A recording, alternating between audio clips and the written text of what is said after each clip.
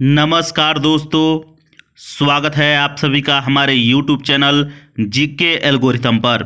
Friends, अगर आप BPSC exam की तैयारी कर रहे हैं और अगर आपका विज्ञान का पोर्शन अभी तक तैयार नहीं हुआ है तो यह वीडियो बिल्कुल आपके लिए है। इस वीडियो में मैं विज्ञान से संबंधित 25 प्रश्नों को शामिल किया है और उन प्रश्नों को मैं एनालिसिस भी करूंगा, उनका विश्लेषण भी करते चलूँगा, तो आपका काफ़ी चीज़ें क्लियर होते चलेगा। मैं उम्मीद दिलाता हूँ कि आपके एग्ज़ाम में काफ़ी प्रश्न बन जाएंगे अगर ये 25 प्रश्न अगर आप लोग ध्यान से समझ लेते हैं, इनको कॉन्सेप्चुअलाइज कर लेते हैं तो अच्छे तरीके से इन प्रश्नों को देखिए और आगे बढ़िए। चलिए देखते हैं हम एक एक प्रश्न को अच्छे तरीके से समझते चलिए। काफ़ी इंपॉर्टेंट प्रश्न है, ध्यान रखिएगा।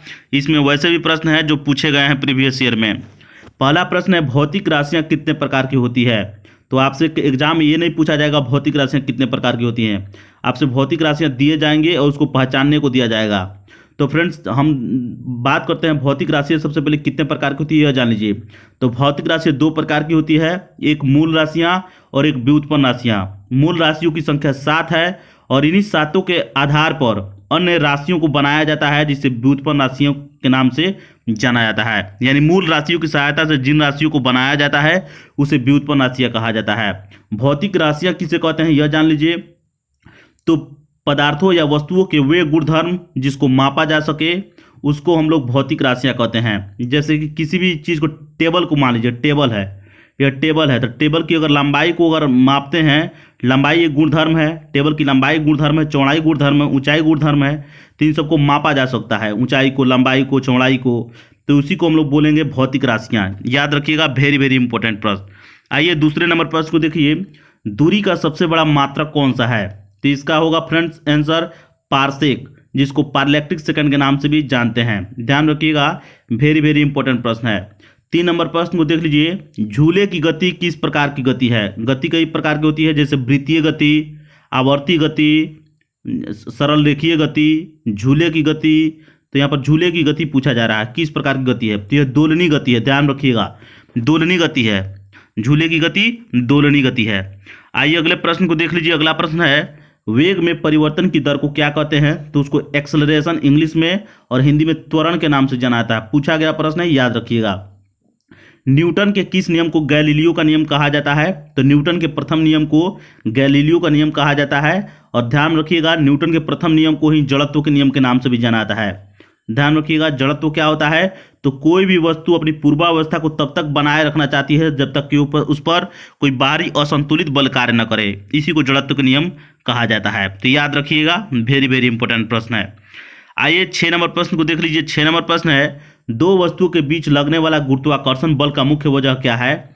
तो दोनों वस्तुओं का द्रव्यमान। ध्यान रखिएगा, यदि दो वस्तु है और अगर द्रव्यमान उसमें नहीं के बराबर है, नहीं पाया जाता है, तो उसमें मान के चलिए गुरुत्वाकर्षण नहीं होगा, खिंचाव नहीं होगा। 7 नंबर प्रश्न देख लीजिए, पृथ्वी के किस भाग पर वस्तु का भार न्यूनतम होता है? यह पूछा गया प्रश्न है। तो भूमध्य रेखा पर। पृथ्वी या मान लीजिए बीचों बीच से आपको गुजरता है भूमध्य रेखा, या इसी को विषुवत रेखा के नाम से जानते हैं। इसके उत्तर में उत्तरी गोलार्ध और दक्षिण में दक्षिणी गोलार्ध होता है। तो ये चीज़ें याद रखिएगा। और ये जो होता है भूमध्य रेखा या विषुवत रेखा, इसी पर भार जो है किसी भी वस्तु का न्यूनतम होता है, ये याद रखिएगा। अगला प्रश्न है 8 नंबर, दाब के मात्रक को एक शब्द में क्या कहते हैं? तो पास्कल कहते हैं। यह भी पूछा गया प्रश्न है। उत्प्लावन बल कहाँ कार्य करता है? तो द्रवों के अंदर कार्य करता है। ध्यान रखिएगा, उत्प्लावन बल कहाँ लगता है? तो द्रवों के अंदर।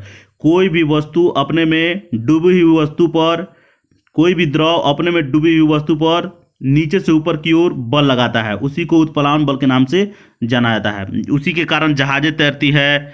इसके अलावा किसी भी वस्तु का आधार अगर आप चौड़ा कर देते हैं तो वो द्रव के अंदर डूबता नहीं है, वो सारे का सारा उत्प्लावन बल के कारण होता है। 10 नंबर प्रश्न है, दाब बढ़ने से क्वथनांक पर क्या असर पड़ता है? तो क्वथनांक बढ़ जाता है। जैसे मान लीजिए पानी है, पानी का क्वथनांक 100 डिग्री सेल्सियस होता है, यानी पानी को 100 डिग्री सेंटीग्रेड पर अगर टेम्परेचर देंगे तो खौलने लगेगा, यानी उसी को क्वथनांक बोला जाता है।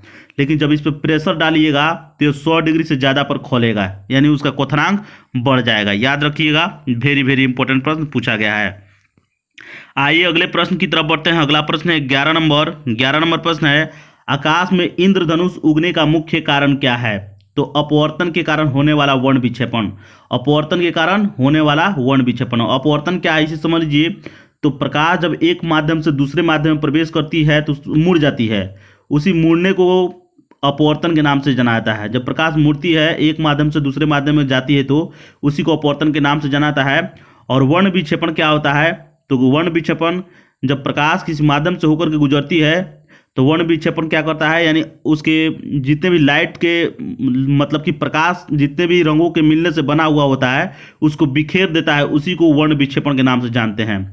तो ये आप लोग ध्यान रखिएगा, प्रकाश 7 रंगों के मिलने से बनी हुई होती है और इसी को बिखेर देता है वायु में, यानी वायुमंडल में जो आपको वर्षा की जो बूंदें होती हैं वो बिखेर देती हैं और इसी के चलते 7 रंगों की पट्टी आसमान में इंद्रधनुष के रूप में दिखाई देता है। याद रखिएगा, वेरी वेरी इंपॉर्टेंट।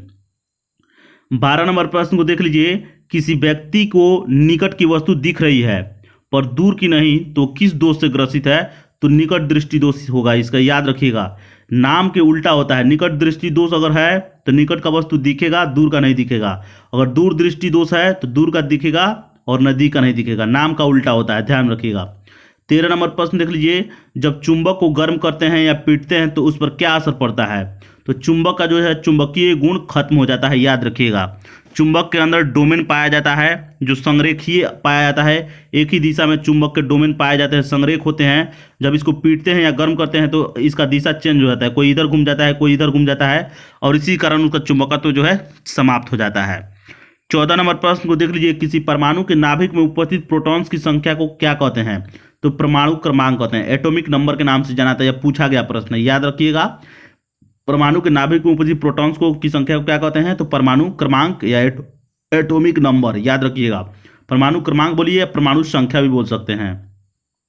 15 नंबर प्रश्न है, रसायन विज्ञान के जनक किसे माना जाता है, तो लेवोजियर को। यह भी पूछा गया प्रश्न है, याद रखिएगा, वेरी वेरी इंपॉर्टेंट प्रश्न। आइए अब 16 नंबर प्रश्न की तरफ बढ़ते हैं। 16 नंबर प्रश्न क्या है देख लीजिए, वह प्रक्रिया जिसमें कोई ठोस सीधे गैसीय अवस्था में परिवर्तित हो जाता है वह कहलाता है ऊर्ध्वापातन, सब्लिमेशन के नाम से जानते हैं इसको, ऊर्ध्वपातन कहलाता है। जैसे कि पूजा जो होता है, पूजा करने में आप लोग कपूर का यूज किए होइएगा, कपूर को जब आप लोग जलाते हैं तो ठोस से सीधे गैसीय अवस्था में परिवर्तित हो जाता है, द्रव नहीं बदलता है, तो वह ऊर्ध्वपातन की प्रक्रिया के कारण होता है, ध्यान रखिएगा। 17 नंबर प्रश्न, किस तत्व का परमाणु सबसे हल्का होता है, तो हाइड्रोजन का। हाइड्रोजन के तत्व का जो है परमाणु सबसे हल्का होता है, ध्यान रखिएगा। 18 नंबर प्रश्न को देख लीजिए, वे तत्व जो अदृश्य किरणों का उत्सर्जन स्वतः करते हैं वे कहलाते हैं रेडियो सक्रिय तत्व। ध्यान रखिएगा, वे अल्फा बीटा और गामा किरणों का उत्सर्जन करते हैं, यह वेरी वेरी इंपॉर्टेंट है। 19 नंबर प्रश्न को देख लीजिए, मेंडलीव की आवर्त सारणी किस पर आधारित है, तो परमाणु भार पर आधारित है। ध्यान रखिएगा, मेंडलीव की आवर्त सारणी किस पर आधारित है, तो परमाणु भार पर आधारित है। और अगर आपसे पूछ दिया जाए मोसले यानी आधुनिक आवर्त सारणी किस पर आधारित है, तो परमाणु संख्या पर आधारित है। आधुनिक आपको आवर्त सारणी जिसको कि मोसले ने बनाया था, तो आधुनिक आवर्त सारणी परमाणु संख्या पर आधारित है, उसका वर्गीकरण, और मेंडलीव का जो था वह परमाणु भार पर आधारित है। याद रखिएगा, बहुत इंपॉर्टेंट है। 20 नंबर प्रश्न है, अम्ल स्वाद में कैसा होता है, तो खट्टा होता है। याद रखिएगा, वेरी वेरी इंपॉर्टेंट प्रश्न। आइए अगले प्रश्न की तरफ बढ़ते हैं। 25 नंबर प्रश्न देख लीजिए, टमाटर में कौन सा अम्ल पाया जाता है, तो ऑक्जेलिक अम्ल पाया जाता है। ध्यान रखिएगा, टमाटर में ऑक्जेलिक अम्ल पाया जाता है। क्या बिलियन के घटकों को छान कर अलग किया जा सकता है, तो नहीं किया जा सकता है। ध्यान रखिएगा, जैसे मान लीजिए कि ग्लास हो गया, उसमें पानी डाल दिए, उसमें चीनी को घोल दिए, तो क्या आप लोग छननी के सहारे एक दूसरे को आपको चीनी को और पानी को अलग कर सकते हैं, नहीं कर सकते हैं। उसके लिए वाष्पीकरण विधि अपनाना पड़ेगा, तो ये याद रखिएगा, छान करके तो बिल्कुल अलग नहीं किया जा सकता है। अगला प्रश्न 23 नंबर, वनस्पति विज्ञान के जनक किन्हें कहा जाता है, तो थियोफ्रेस्टस को कहा जाता है। ध्यान रखिएगा, वेरी वेरी इंपॉर्टेंट प्रश्न।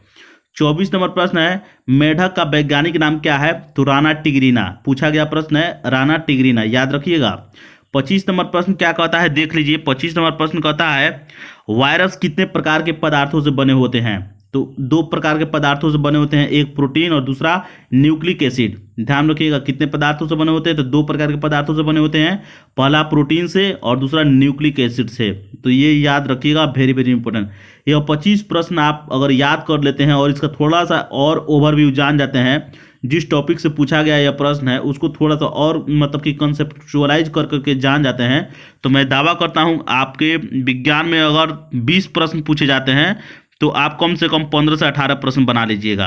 तो आपको ये प्रश्न कैसे लगे कमेंट बॉक्स में जरूर लिखिए अपनी राय। मिलेंगे फिर नेक्स्ट वीडियो में। नमस्कार, धन्यवाद।